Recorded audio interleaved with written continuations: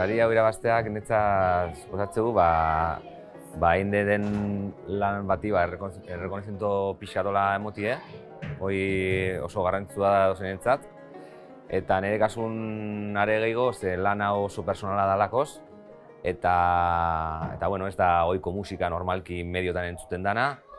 Kompositorea handiko pieza batzuk garatu nituen, eta horrezagatik, netzat igual normalena, baina berezigo da. Guain dauzkagun erronka berrien artean badaude bi proiektu importantena diena gutzat, Euskal Barroco Ensembletzat. Dire umentzako ipuin musikatu bat, Euskelele izenekoa. Hoi geure argitaletxe berri, erlea.eus argitaletxe berri hortan nola hain dela gutxi argitaratu duguna, eta bain ingo dugu baita ipuina fisikoa. Eta horrengo disko liburua, zuk, erdiaroko esklaba bati buruzko bizitza hoi testu ingurun jarrita 11. mendeko musikakin, eta hoi da horrengo hilabetetan aterako dugun lan berrie.